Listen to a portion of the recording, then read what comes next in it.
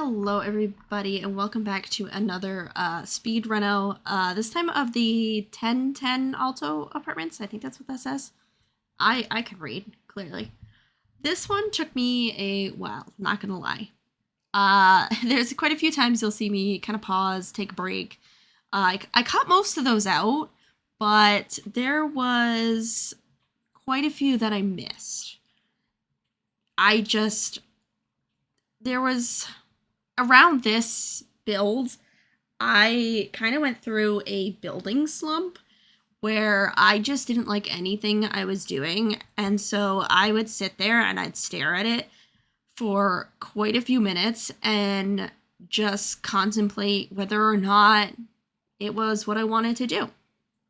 So there was a lot of breaks that had to be cut out. And I actually took 3 different days to record this just because I was like, oh my god, I have to do this.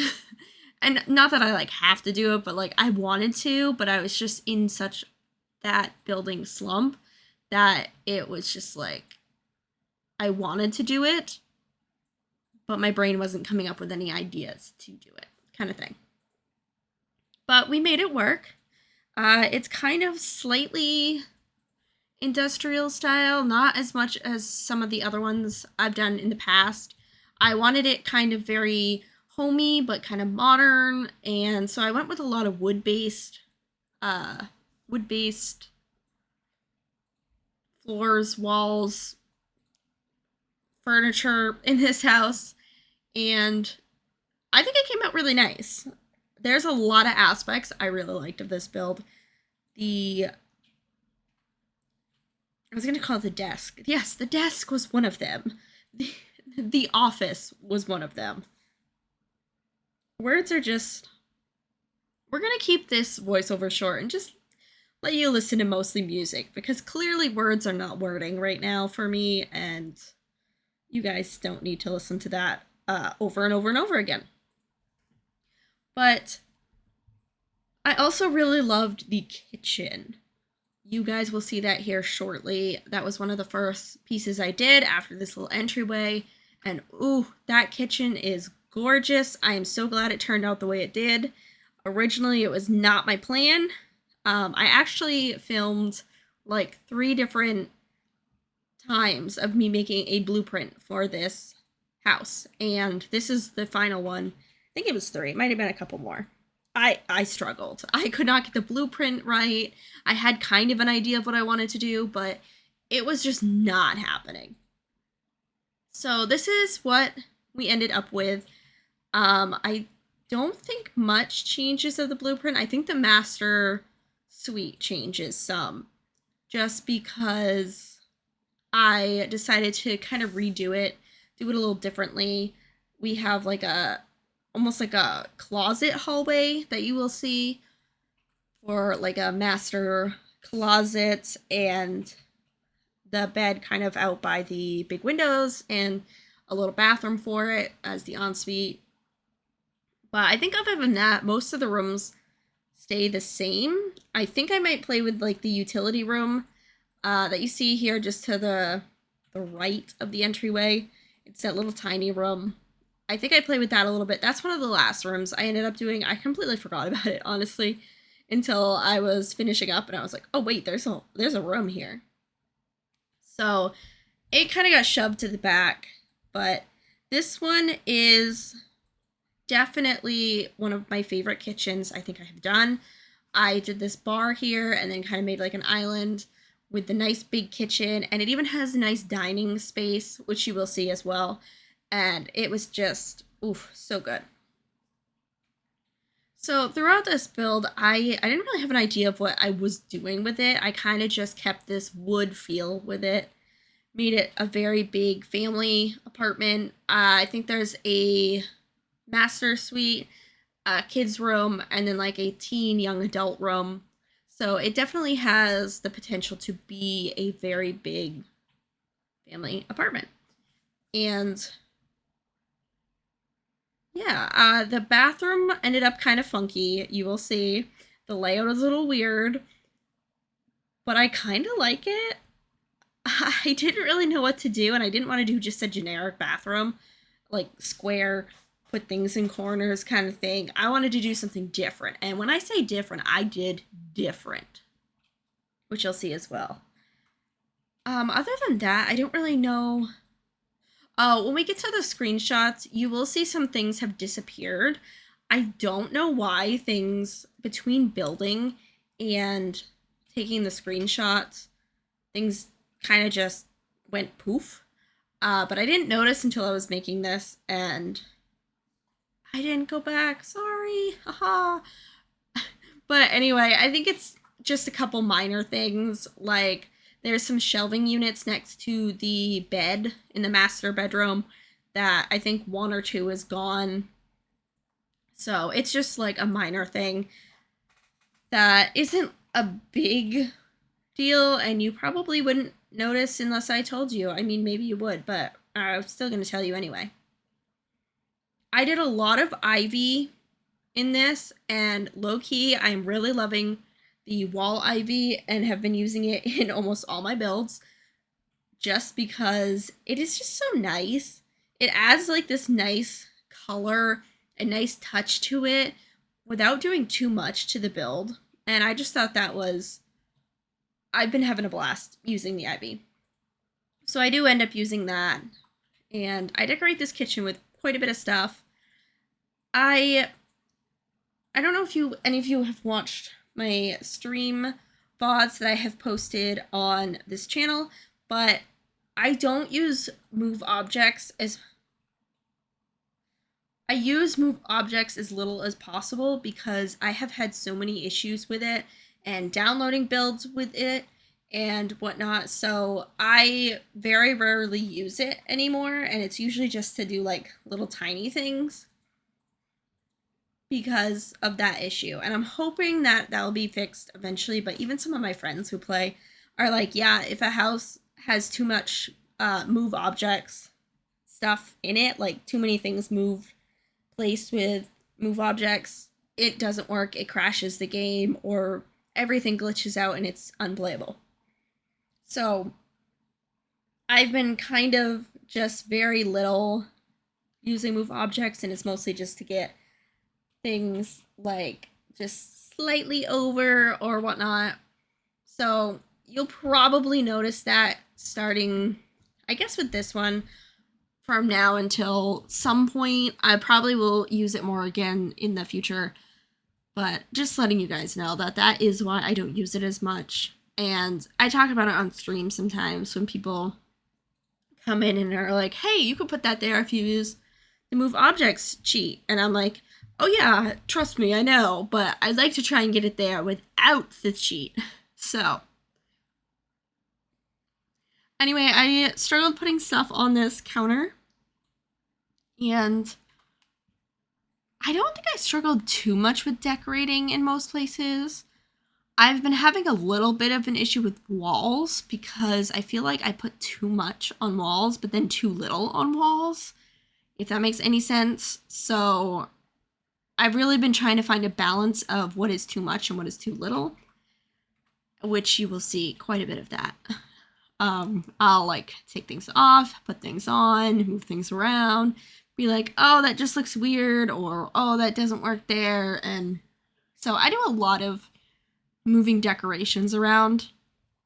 Not so much furniture. Pretty much when I figure out the furniture, I'm like, ah, yes, excellent, there it goes. So you guys will probably see some of that. And I think other than that, I think I'm pretty good to let y'all go. This build does have a laundry room, a bathroom, a little library that was separate from the office that easily could be turned into like a nursery or something if you guys wanted. And it has the rooms like I told you about. And I think that's all that's in this. It has a pretty cute hallway. I felt like the hallway was a little underdressed, and then I overdressed it, and then I underdressed it. So I hope you guys don't mind the hallway. But other than that, I will see you guys all in the next one, and I hope you enjoy. Bye!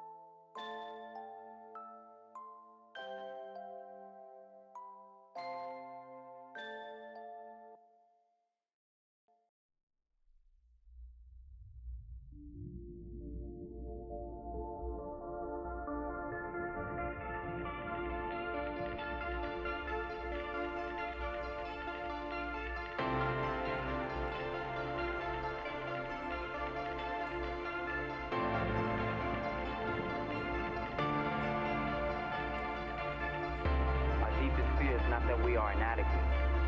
Our deepest fear is that we are powerful beyond measure.